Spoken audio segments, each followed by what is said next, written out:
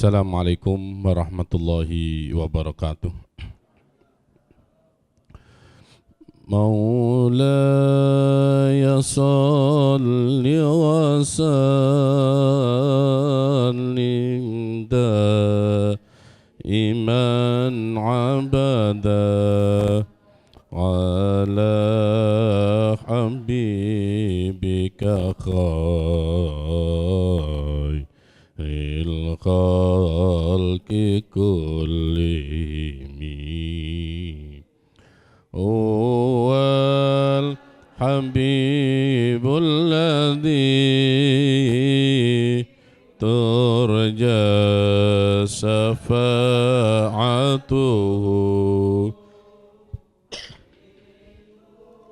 li'awli minal ahwali muqtahimi. Ya Rabbi bil Mustafa balli maqasidana waghfir lana ma madha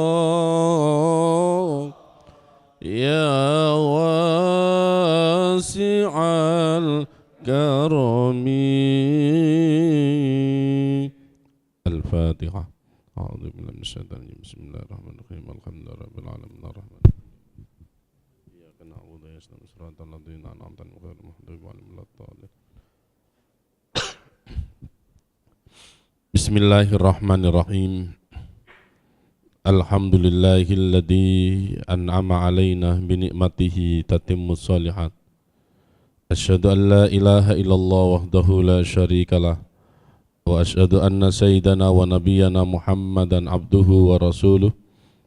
Allahumma salli wa sallim wa barik ala sayyidina Muhammad wa ala alihi wa sahbihi wa man tabi'ahum bi ihsanin ila yaumil ma'ad.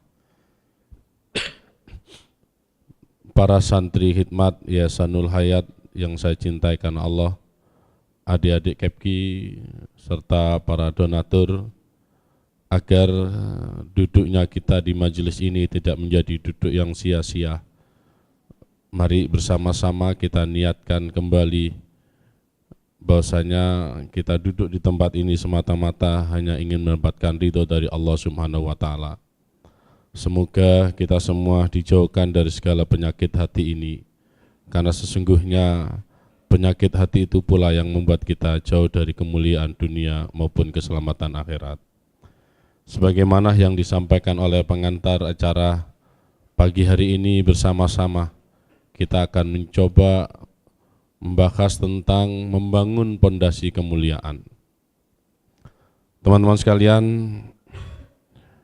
untuk kemuliaan tidaklah cukup dengan harta yang kita miliki. Orang itu mulia tidak cukup dengan pangkatnya. Orang itu mulia tidak cukup dengan ilmu atau amalnya. Ilmu itu memang mulia, tetapi akhlak itu lebih mulia daripada ilmunya sendiri. Ya. Karenanya pada kesempatan pagi hari ini saya akan menyampaikan satu makalah yang disampaikan oleh Malik bin Dinar, seorang ulama generasi tabi'in yang beliau wafat pada tahun 130 Hijriah, kurang lebih demikian. Generasi tabi'in, yakni orang yang pernah bertemu dengan para sahabat Rasul. Sebelum saya menyampaikan makalah beliau untuk membangun kemuliaan kita di dunia serta nanti di akhirat, perlu kita mengenal sebentar tentang siapa Malik bin Dinar. Kita tahu bahwasanya Malik bin Dinar ini anak dari seorang budak. Jadi ayahnya makanya tidak disebutkan dalam kitab ini siapa namanya, karena tidak terlalu penting sebab orang tuanya juga bukan orang penting. Tidak disebutkan. Disebut Malik bin Dinar bukan berarti Malik anaknya Dinar, tidak juga. Sebagaimana juga Imam Ibnu Hajar bukan karena anaknya Batu, tidak. Ya, Arti Ibnu Hajar itu julukan. Ya, orang-orang dulu itu kalau melakukan julukan-julukan itu diambil dari sebuah kebaikan-kebaikannya. Seperti Ibnu Hajar itu karena menuntut ilmu mungkin merasa tidak bisa, ya putus asa pulang, terus ya coba ketika kemalaman singgah di sebuah gua, lalu ia lihat batu yang ditetesi oleh air, ya, terus dia berpikir, batu itu keras, tapi ketika ditetesi air lama-lama juga menjadi lubang. Maka sekeras apapun hatiku, suatu ketika kalau saya terus belajar saya pasti bisa. Akhirnya tidak jadi pulang, kembali lagi untuk menuntut ilmu. Nah, karena dia belajar dari batu, makanya disebut anak watu. Kalau sekarang nek dijuluki anak watu itu biasanya preman, Pak. Oh, iku anak watu itu berarti anaknya preman. Kalau dulu enggak. Ya. Malik bin Dinar ini juga demikian, disebut bin Dinar ini bukan karena anaknya Dinar, tidak. Suatu ketika beliau ini yang saya baca dalam biografinya naik sebuah perahu yang cukup besar. Di tengah-tengah perjalanan naik perahu ini dia diminta oleh awak perahu ini, ya, mana ongkos perjalananmu? Malik ini mengatakan mohon maaf saya tidak punya uang. Akhirnya dipukuli rami-rami oleh pengendali dari perahu itu sampai pingsan. Setelah siuman dimintai lagi, tolong bayar ongkos perjalananmu ini. Mohon maaf saya tidak punya uang. Dipukuli lagi sampai akhirnya pingsan lagi. Setelah bangun kembali dimintai lagi, ayo bayar ongkos perjalananmu. Ternyata dia juga katakan mohon maaf saya tidak punya uang. Akhirnya awak dari kapal ini atau perahu ini mengatakan pada teman-temannya, ayo rami-rami orang ini kita pegang kakinya, kita lemparkan saja ke laut. Nah, ketika kaki Malik ini sudah dipegang oleh awak kapal ini, tiba-tiba berdatangan sekian banyak ikan mendekati perahu itu, dan semua di mulut ikan itu ada uang dinar yang terbuat dari emas. Ya. Dan subhanallah ketika dipanggil oleh Malik ini semua pada berdatangan. Terus satu dari ekor ikan itu, ya, diambil 2 keping emasnya diberikan pada yakni para awak kapal ini, sehingga mereka menjadi takjub dan berlutut, ya, tunduk kepada seorang Malik ini. Dan setelah itu Malik meninggalkan orang-orang yang di perahu itu dengan jalan di atas air. Itu adalah salah satu karomah dari Malik bin Dinar. Dipanggil Dinar karena dia mampu menghadirkan ikan-ikan yang semua datang dengan membawa dinar. Nanti kalau jenengan ingin mencoba, ya, naik kapal dimintai upah, ya, ternyata sampai dipukuli, sampai pingsan, terus seperti itu, ya, kira-kira mau dilepaskan, panggil ikan-ikannya. Ternyata diceluk gak moro-moro, karena kita barangkali belum ada karomah untuk ke sana. Ya, ini. Awalnya seorang Malik ini adalah seorang ada yang mengatakan seorang polisi yang banyak berbuat dosa, banyak berbuat maksiat dengan uangnya yang banyak. Ya, ini kisah pertobatan seorang Malik bin Dinar. Jadi dengan uang yang banyak akhirnya dia beli budak yang cantik. Dari perkawinannya dengan budak ini dia punya seorang putri, ya, dan anehnya ketika setiap kali Malik ini hendak minuman keras, ya, minuman itu selalu ditumpahkan oleh anaknya yang masih kecil saat itu. Terus seperti itu. Tapi dia tidak marah karena sayangnya kepada seorang anak.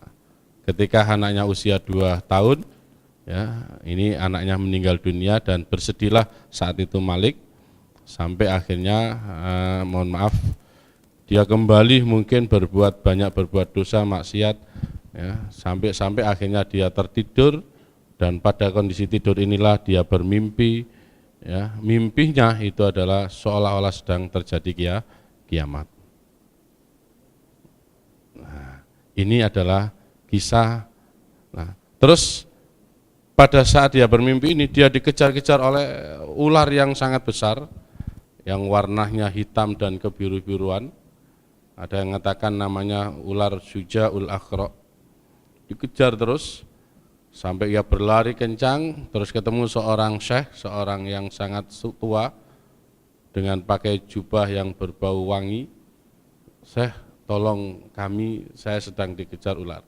Waduh, mohon maaf, saya ini lemah, tidak bisa apa-apa. Kamu lari saja ke atas tebing sana. Akhirnya Malik ini lari di atas tebing, tapi tetap saja dikejar oleh ular ini.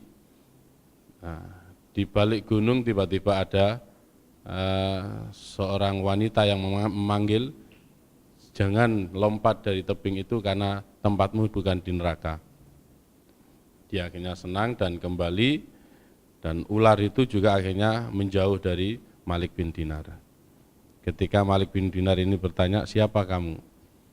Ya, saya adalah putri yang dulu meninggal dunia, putrimu yang sudah meninggal dunia. Ya, jadi makanya kalau ada seorang yang punya anak belum balik kok sudah meninggal dunia, itu menjadi tabungan untuk orang tuanya di akhirat nanti, yang akan memberikan syafaat kepada kedua orang tuanya. Terus lalu siapa ular yang mengincar-incar aku? Itu adalah amal perbuatanmu yang tidak baik, yang menjelma ular itu. Sementara orang tua yang kamu mintai tolong dan tidak mampu, itu adalah amalmu, karena sedikitnya amalmu maka tidak sanggup untuk menolongmu. Teman-teman sekalian, ini saatnya ya kita untuk menanam amal kebaikan, karena jangan sampai dengan amal kebaikan yang minim lalu saat kita nanti kembali ke hadirat Allah, amal itu tidak mampu menolong diri kita sendiri. Ya masih untung Malik bin Dinar punya tabungan berupa anak yang meninggal di saat masih kecil. Demikian pula kita, selain amal kita, mungkin ada harta-harta kita yang kita titipkan, apakah titip di masjid, di musola dan sebagainya, ya tidak masalah, pokoknya punya titipan, sehingga kalau ada amal kita yang karena sedikit sehingga lemah untuk menolong kita, mungkin harta yang kita titipkan pada jalan Allah itulah nanti juga akan menjadi penolong untuk kita. Teman-teman sekalian, dari pertobatan inilah akhirnya Malik bin Dinar menjadi seorang yang luar biasa. Dia juga belajar pada Sayyidut Tabi'in, orang yang luar biasa baiknya pada masa Tabi'in, yaitu Hasan al-Basri. Berarti Malik ini juga adalah murid dari Hasan al-Basri. Luar biasa. Dan pada kesempatan ini makalah beliau atau ungkapan-ungkapan beliau dihimpun oleh Imam Ibnu Hajar al-Asqalani dalam kitab Nasaihul Ibad ini. Apa pesan yang disampaikan di dalam membangun pondasi kemuliaan? Malik bin Dinar katakan ada 3 hal. Yang 3 hal ini jika kita bisa menghindar dengan 3 hal pula, insya Allah hidup kita akan menjadi mulia. Ya, jadi secara sederhana, kalau kita ingin menjadi orang yang mulia, maka hindari 3 hal ini dengan cara 3 hal yang lain. 3 hal yang pertama, ya, beliau katakan bisalasin hatta takuna minal mu'min. Cegahlah 3 perkara dengan 3 perkara lain sehingga engkau benar-benar termasuk orang yang beriman. Al-kibra bitawaddu'i. Yang pertama kata beliau, cegahlah kesombongan dengan tawaddu. Cegahlah kesombongan dengan tawaddu. Sehebat apapun orang itu, jika masih ada sifat sombong, di dunia ini tidak akan pernah mulia, di akhirat tidak akan pernah selamat. Ya, siapapun dia. Dan di dalam sejarah kita bisa melihat bagaimana Allah menghancurkan orang-orang yang sombong. Karena sesungguhnya yang pantas sombong itu hanya Allah. Kita tidak bisa apa-apa ini. Ya, kita pernah barangkali mendengar dari direktur eksekutif kita. Ya, saya masih ingat saat itu di Hall An-Nur, ya, membacakan satu makalah dari Imam Ibnu Athaillah As-Sakandari. idza arada an yudhira fadlahu 'alaika khalaqa wa nasaba ilaika. Ya. Jika Allah ingin memberikan karunia kepada hambanya, maka Allah akan ciptakan amal pada hamba itu dan menisbatkan seolah-olah amal itu adalah ya amal dari hamba itu sendiri, ya, seolah-olah demikian. Sebagaimana kalau selama ini kita bisa bangun, subhanallah, siapa sebenarnya yang membangunkan kita? Ya, pasti Allah. Bukan alarm, bukan teman kita, bukan siapa-siapa, Allah. Ya, buktinya apa? Jika Allah sudah menghendaki kita tidak bangun, walaupun alarmnya sudah kita setel, keluarga sudah kita pesani untuk membangunkan kita, kalau Allah tidak bangunkan, tetap saja kita tidak akan pernah bangun. Sampai akhirnya pagi hari diumumkan di masjid, inna lillahi wa inna ilaihi raji'un. Bisa enggak Allah bikin seperti itu? Bisa. Berarti kalau kita bisa bangun, siapa?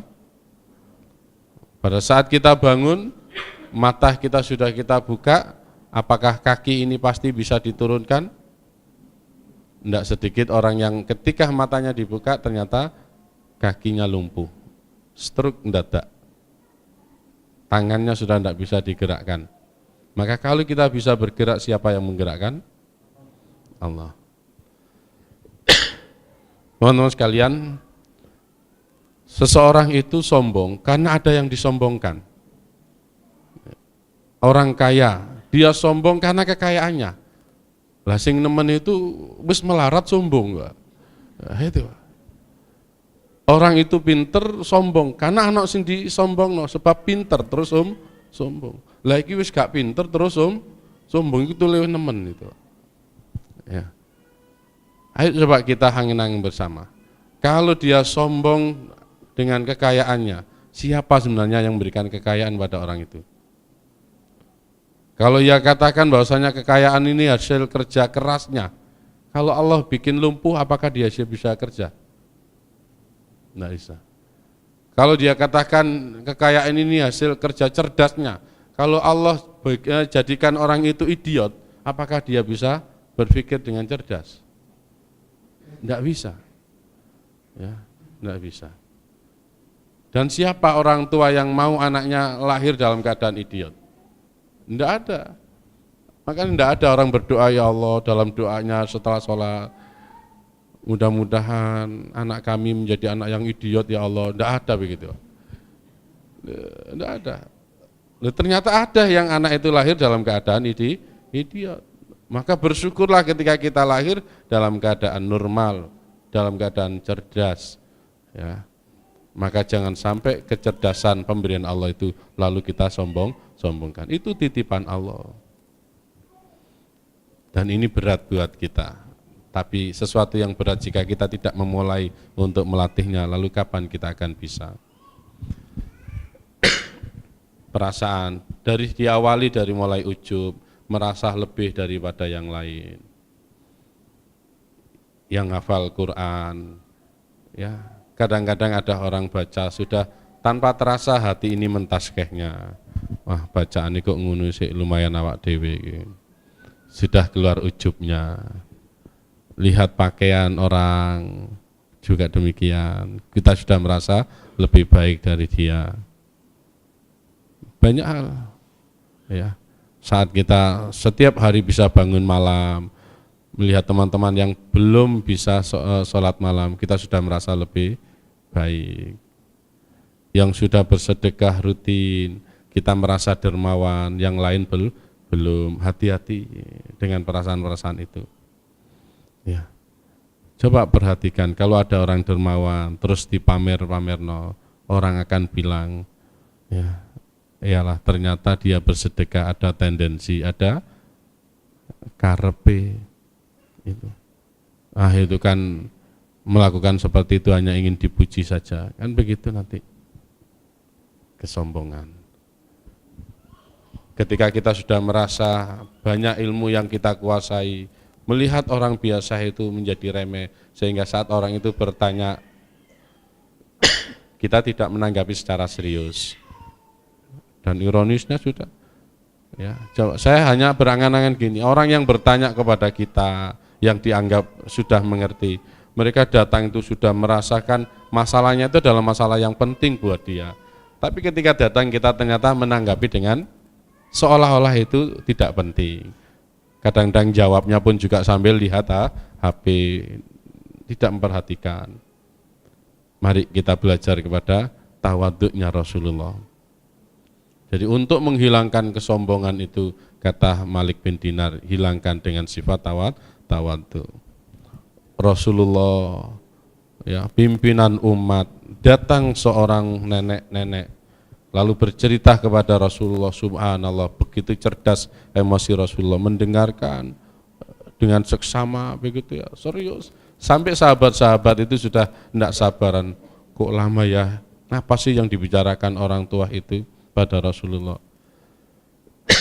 Ya, setelah beberapa jam kemudian orang ini pergi, sahabat bertanya, ya Rasul, apa sebenarnya yang disampaikan oleh nenek-nenek tadi pada engkau? Oh ya, dia sedang menceritakan tentang cucu-cucunya.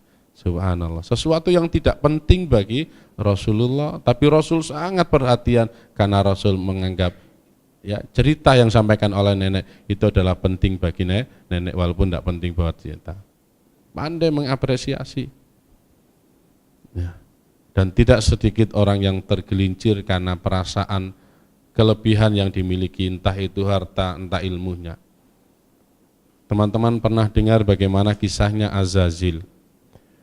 Dulu itu sebelum adanya manusia, itu ada makhluk yang dari golongan yang disebut dengan Banul Jan.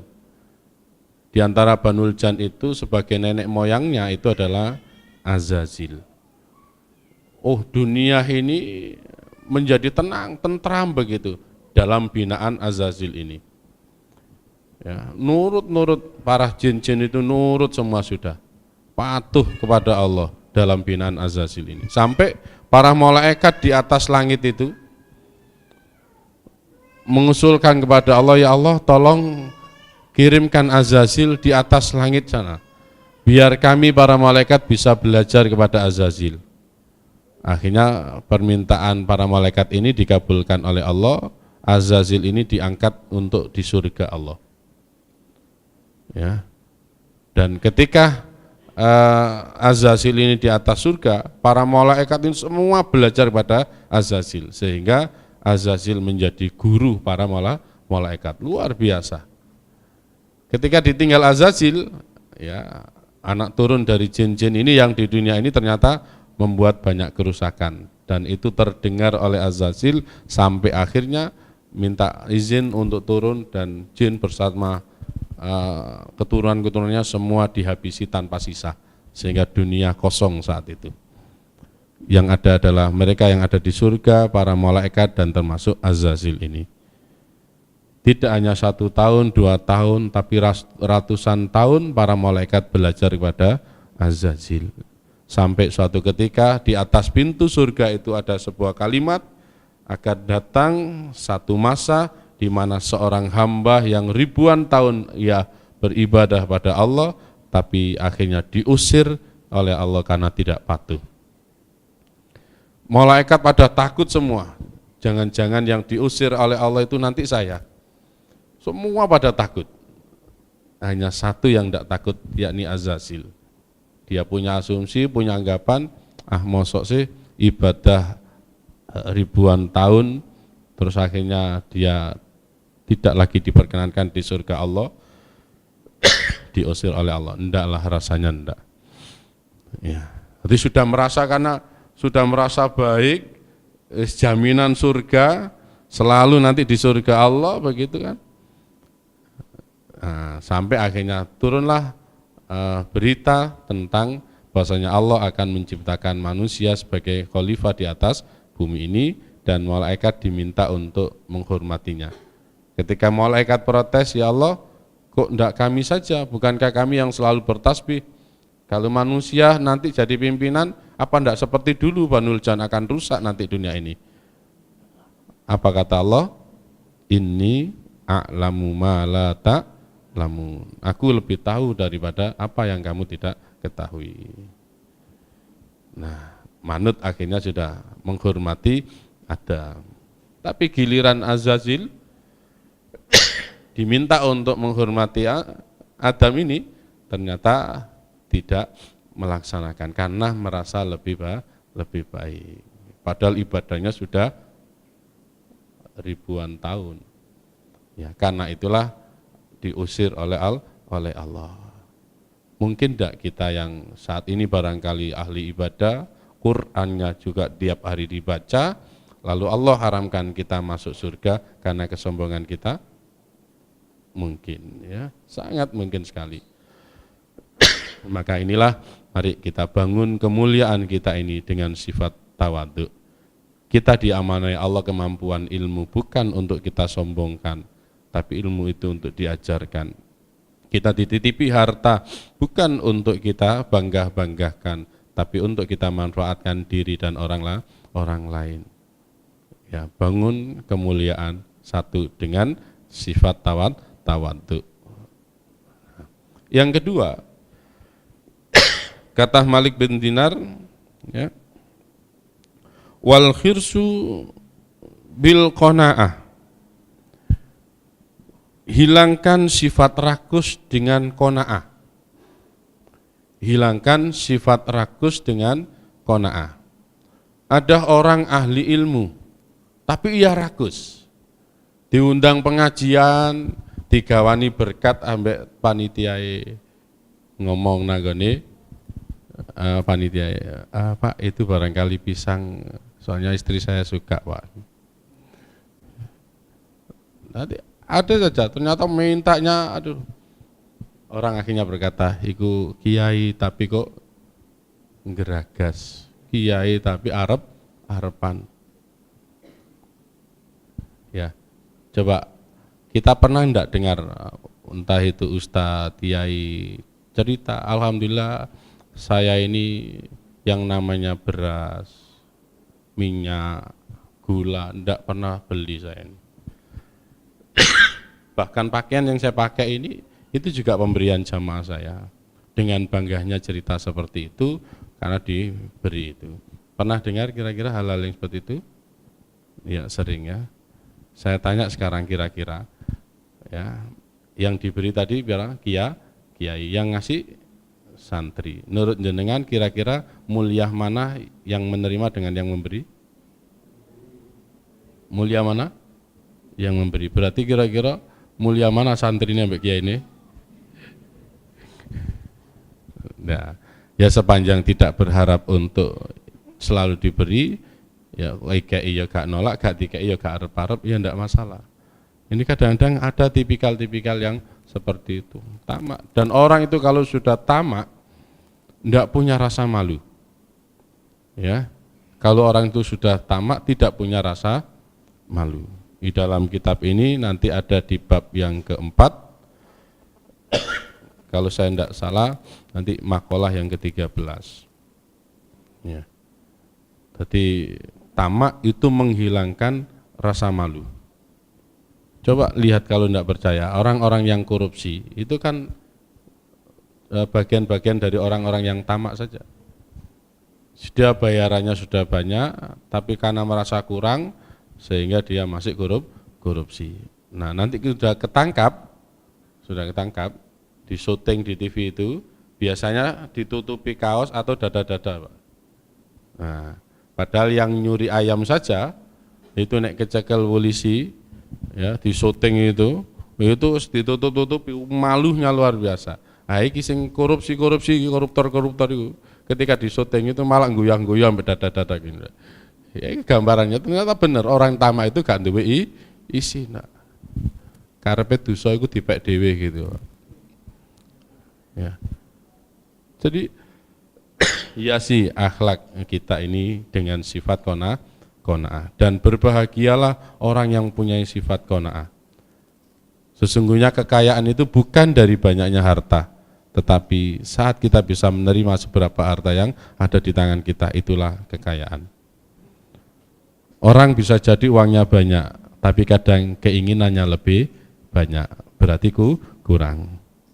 Sementara ada orang yang mungkin uangnya sedikit, tapi keinginannya lebih sedikit, sehingga selalu berlebih. Dan orang yang rakus itu dia subhanallah, jiwanya akan sakit. Ketika jiwanya sakit, dia akan mengalami 3-4 hal kata Rasulullah. Yang pertama, dia tidak akan pernah punya waktu luang. Selalu sibuk saja. Nek cara kiai begitu wis gak leren-leren. Padahal sono undangan marisak begitu ya. Si ono undangan main diterima maneng. Kok diatur-atur sampean jam sakmene ya karena jam sekian ya sampai kesel karepe dhewe, Pak. Anaknya ndak bisa ketemu, istrinya ndak ketemu, nguber undangan terus, Pak. Ya, dan berapa orang yang banyak dikecewakan karena itu. Kait salam nanti ceramah sekian sudah pindah karena dia ditelepon di tempat yang lain, Pak. Nah, berbeda dengan orang yang berpikiran wis gak perlu akeh-akeh ngajine, sing penting koyoke padha ambek ngaji wong siji ambek ngisi koyo wong telu kan gak apa-apa ngono, Pak. Ya. Ini arti sifat rakus itu tidak hanya santri, kadang-kadang ustadz kiai sing rakus ya ono. Dan kalau kita mendapati ustadz, kiai, orang-orang mulia kok rakus, maka kemuliaannya itu akan hilang oleh kerakusannya itu. Makanya ya, di dalam syariahnya kalau urusan makanan itu mendahulukan orang lain. Jadi kalau jenengan mungkin ada kegiatan pengajian atau rutinan entah itu bacaan istighosah atau macam, terus disuguhi gitu ya, ada konsumsinya mungkin makan atau apa, itu nanti ketika piringnya jalan itu digeser lagi sana, akhirnya sing mburi oleh disina tekon disi teko ngareni tapi oleh disi kirim nana, karena sunnahnya memang mendahulukan orang lain. Kalau urusan makanan, coba Rasulullah jenengan lihat ketika dalam perjalanan lapar, terus ada yang nawari makanan, semua akhirnya dipersilakan, ayo makan, dan Rasul adalah yang paling terakhir. Ya, sunnahnya mendahulukan orang lain. Berbeda kalau urusan sholat, soft sholat, ini sunnahnya mendahulukan diri sendiri. Kalau kita soft kosong, sudah tidak usah nyuruh orang, kita langsung maju. Nah, ini kadang-kadang enggak, nek wayai urusan soft, orang lain disuruh. Ayo mas maju mas, awake gak maju mek ngongkon tok maju. Tapi urusan berkah. Ya. Ini sih. Ini teman-teman sekalian ya. Jadi yang kedua, kemuliaan itu kita bangun dengan sifat qanaah. Enak kalau sudah qanaah itu. Enak. Tidak penting buat kita itu melimpahnya, tapi yang penting adalah keberkahannya. Kalaupun dikasih banyak, ya tetap saja minta banyak yang berkah. Ya. Terus yang ketiga, wal hasada bin nasihah. Hilangkan hasud dengan senang menerima nasihat. Sebab apa? Orang itu sudah kalau hasud, kalau sudah tidak senang pada seseorang, apapun yang keluar dari orang yang tidak ia sukai itu dia tidak bisa menerima. Ya, sopo sing ngaji? Oh, Ustaz Azhar. Oh, yes. Kasih temu enggak, Pak? Ya, padahal ilmunya itu bukan ilmu saya, itu adalah ilmu Allah. Saya ini hanya sebagai perantara. Jadi sesungguhnya dia telah membuat bodoh tersendiri dengan sifat hasudnya itu. Ya. Dan orang yang hasud itu biasanya sak level, Pak. Tukang becak pada tukang becake, ndak mungkin tukang becak iri ambek ustadz itu ndak. Tadi sak level biasa, tukang becak pada tukang becak, pedagang pada pedagange, ustadz pada ustadz, kiai pada kiai. Dadi ono kiai tukaran pada kiai itu wis biasa. Langsung luar biasa itu kiai tukaran apa tukang becak. Itu Pak. Ya. Anak hasud itu sak level biasanya ya, hasud itu sak level. Santri bodoh, santri begitu. Kok ono ustadz ceramah, ustadz yang lain sih nggak payu karena hasud ngomong, iku sakjane besok ngaji ku. Saking pinter ngomong tok. Wong arek iku lho gak tau nang pondok. Nah, ono ae kayak gitu. Ya. Orang kalau sudah hasud begitu, susah menerima maka hilangkan sifat hasud itu dengan yakni senang menerima nasihat. Dan orang hasud ini warasnya juga sulit. Sampai-sampai Imam Ali itu katakan, saya itu bisa memberikan fatwa kepada siapapun, kecuali kepada orang yang hasud, saya tidak bisa. Karena itu, kalau ada orang sudah hasud itu sulit untuk menerima nasihat. Nah, teman-teman sekalian, satu hal buat orang yang hasud, ketika kita ini di dalam hati kita ini ada hasud, sungguh Allah tidak akan menambah siksa kita kecuali dengan menambah nikmatnya orang yang dihasuti. Jadi kalau misalnya si A itu hasud terhadap si B, cara Allah menyiksa si A ini dengan cara Allah menambahkan nikmat terus kepada si B ini. Ya.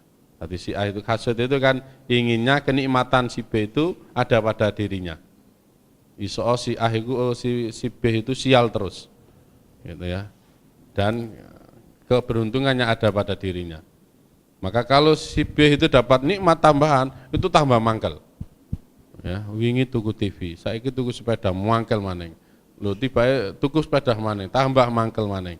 Nah, kalau orang yang dihasuti itu, yang didengki itu oleh Allah selalu ditambah nikmatnya sehingga itu menambah siksa buat yang dengki tadi. Makanya kalau kita ini sedang dihasuti oleh seseorang, ya ini barangkali jalan untuk kita tambah rezekinya dari Allah. Nah ini teman-teman sekalian. Kesimpulan, karena pas jam 9, jadi mari kita bangun kemuliaan hidup ini dengan 3 hal. 1, hilangkan sifat sombong dengan tawadhu. Karena sehebat apapun orang, ya sesungguhnya kelebihan yang ada pada dirinya, semua itu adalah amanah Allah, semua adalah titipan Allah. Kalau kita sedang buka bengkel mobil, kok banyak orang titip di bengkel kita, dari mobil yang paling murah sampai mahal, apakah pantas mobil yang dititipkan itu lalu kita pamer-pamerkan, kita sombong-sombongkan? Ya, tidak pantas rasanya. Ilmu itu juga titipan Allah. Kemampuan kita, kemampuan apa saja itu juga adalah pemberian Allah. Tidak pantas untuk kita pamer-pamerkan. Jangankan dipamerkan, disombongkan. Ada perasaan kita lebih daripada yang lain saja, itu sudah tidak baik. Ya. Dan tidak akan pernah masuk ke dalam surga Allah yang di dalam diri manusia itu masih ada sifat sombong. Surga itu hanya untuk orang-orang yang bersih. Bahkan saat, mohon maaf, iblis minta kepada Nabi Musa, wahai Musa, tolong sampaikan kepada Allah, kalau saya ingin bertobat, kira-kira diterima enggak tobat saya? Baik, akhirnya disampaikan kepada Nabi Musa, kepada Allah. Setelah itu kembali dan memberi kabar, wahai iblis, kata Allah, kalau kamu mau tobat masih diterima oleh Allah. Syaratnya hormati Nabi Adam. Wah, kalau itu yang saya tidak bisa, Pak. Nah, karena tidak bisa makanya gak diterima tobat ya. Itu juga demikian. Kadang-kadang kita ipat-ipat gak iso aku nyepuro itu. Saanak turunku gak iso aku. Itu berarti ketularan. Puasa ini saja nanti yang namanya nafsu itu, ya, ketika akal ditanya man anta wa man ta'mal, siapakah kamu dan apa yang man anta wa man ana, siapa kamu dan siapa aku, akal kita mengatakan ana abdi wa anta robbi, aku adalah hamba dan engkau adalah Tuhan semesta alam. Itu ketika manusia ini tanya, ya, yang terdapat dalam akalnya itu. Tapi giliran nafsu itu ditanya, siapakah kamu dan siapakah aku? Nafsu itu katakan ana wa anta, aku yo aku, awakmu yo awakmu. Ya. Dan itu baru kalah dengan api yang sifat api itu bukan panas melainkan lapar. Makanya nafsu itu kalahnya dengan lapar. Karena kalahnya dengan lapar, sehingga ada hadis yang pernah kita baca, ya, jika sudah cukup usia maka menikahlah. Kalau tidak mampu maka berpuasa berpuasalah, karena dengan puasa itu bisa menahan hawa nafsu. Lagi repotnya rabi gak poso yo gak kayak itu. Baik. Ya teman-teman, itu ya tadi kesimpulan yang pertama, kita bangun kemuliaan diri ini baik di dunia maupun nanti di hadapan Allah dengan sifat tawadhu. Yang kedua, menjauhkan sifat rakus dengan sifat qanaah, dan yang ketiga, kita jauhkan sifat hasud dengan senang menerima nasihat. Siapapun yang memberikan nasihat itu, ya kata Sayyidina Ali, undur maqal wala tandur mangkol. Lihat apa yang disampaikan, jangan melihat siapa yang menyampaikan. Ya, walaupun kadang-kadang ilmu itu datang kepada anak kecil, datang kepada ya teman kita, datang kepada orang-orang yang di jalan itu. Ya, kita ini kadang-kadang sudah milih-milih. Sopo sing ngaji oh guys.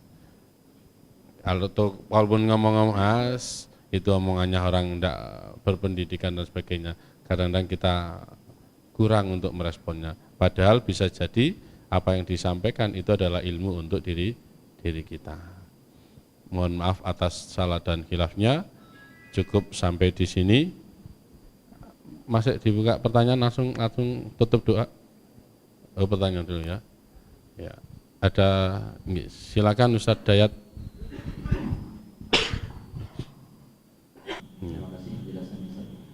Ya, baik. Pertanyaan sangat baik sekali. Di bulan suci Ramadan ini wa amaluhu mudha'afun. Setiap amal dari manusia itu mudha'afun, dilipat gandakan. Pertanyaannya kembali, apakah kejelekannya juga dilipat gandakan? Ya, yang kami tahu dari beberapa hadis yang kami baca, ini logika saja. Rasulullah itu orang yang mulia. Ketika siapa yang memuliakan Rasulullah, maka dia akan diberikan lipat ganda untuk pembalasannya. Demikian pula orang yang menghina Rasulullah juga mendapatkan balasan yang berlipat ganda. Ya, berlipat gandakan, sama begitu ya. Nah, kalau lalu bagaimana dengan Ramadan ini? Dengan Ramadan ini, kita pernah begini ya. Ketika ada orang Ramadan terus ada orang ngerasani, terus temannya bilang begini, jok ngerasani poso-poso gitu ya. Padahal masih gak poso, ngerasani itu gak oleh, bener ya. Walaupun ndak puasa ngerasani itu gak oleh. Tapi nek waktu poso, ojo ngerasani poso. Artinya apa? Ya, ini bulan yang sangat baik. Nek zina di luar masjid itu ndak boleh. Loh ini di dalam masjid ya tambah gak boleh begitu loh. Ya. Ini berbuat dosa di luar puasa itu ndak boleh, apalagi di dalam bulan puasa ternyata yang mestinya itu adalah untuk berbuat baik, ternyata kita tidak melakukan kebaikan. Di Mekah orang berbuat baik dilipat gandakan sampai 100.000 kali lipat. Demikian pula jika ia berbuat maksiat di sana. Nah, saya kira kalau mengambil hati-hati pendapat yang lebih hati-hati ini sama. Jika kita berbuat maksiat di Ramadan ini, ya, orang sampai mengatakan terus kalau di Ramadan saja dia masih berbuat maksiat, apalagi di luar Ramadan. Itu artinya apa? Ya dosanya berarti lebih besar daripada di luar Ramadan. Ya. Sama-sama zinahnya. Kalau di luar Ramadan itu ya dosa besar. Kalau di dalam Ramadan ya itu jauh lebih besar. Makanya kafarohnya harus bebaskan budak. Tidak bisa ya puasa 2 bulan berturut-turut. Tidak bisa ya memberi makan pada 60 fakir miskin. Nah, jadi logikanya begitu. Karena ini bulan mulia, ya, bulan di mana Allah dan para nabinya ya ini juga memuliakan, dan bulan itu sebenarnya diperuntukkan untuk kita umat ini, ternyata tidak kita gunakan berbuat baik, tapi justru di bulan itu bulan-bulan yang sudah dimulyakno, cara panganan wis diemak-emakno kanggo anak, tidak diberikan pada siapa-siapa kecuali pada orang yang dicintai. Ternyata di hadapan yang memberi malah makanan itu diabaikan. Itu lebih tidak menghargai daripada ya, ketika makanan itu bersifat umum. Gitu Ustaz Dayat. Jadi kalau di dunia di Ramadan ini adalah bulan yang mulia ya, sehingga pahala-pahala dilipat gandakan, maka pasti pula juga lebih besar ketika kita berbuat dosa. Sama-sama dosanya barangkali antara Ramadan dengan di luar Ramadan, tetapi ya, dosanya menjadi lebih besar ketika itu dilakukan di Ramadan. Ya. Cuma urusan berapa lipat gandanya itulah yang kita tidak paham. Tapi yang jelas itu lebih besar. Nih, satu kali lagi. Kalau enggak cukup.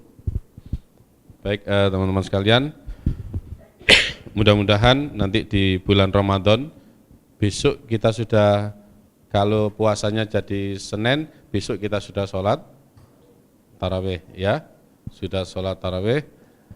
Dan dalam puasa itu tinggal kita lihat, kalau puasa itu kita ambil dari al-imsakun, menahan itu kata Imam Ghazali, menahan dari yang membatalkan puasa, menahan dari yang membatalkan pahala puasa, dan menahan dari untuk tidak cinta dunia. Tiga ini ya, paling tidak kita tingkatkan.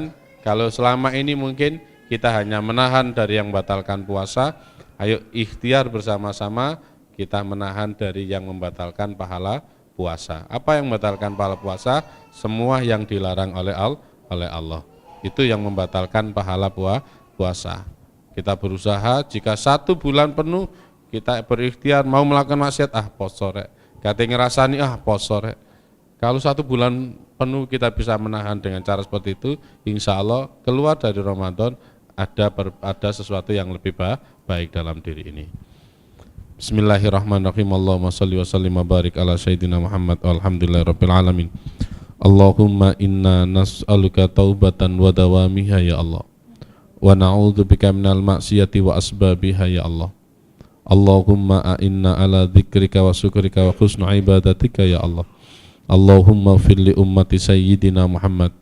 Allahumma arham ummata sayyidina Muhammad. Allahumma fil ummata sayyidina Muhammad maghfiratan amatan ya rabbal alamin. Allahumma arham ummata sayyidina Muhammad rahmatan amatan ya rabbal alamin. Allahumma ighfir lana wa liwalidayna warhamhuma kama rabbayana shighara ya Allah.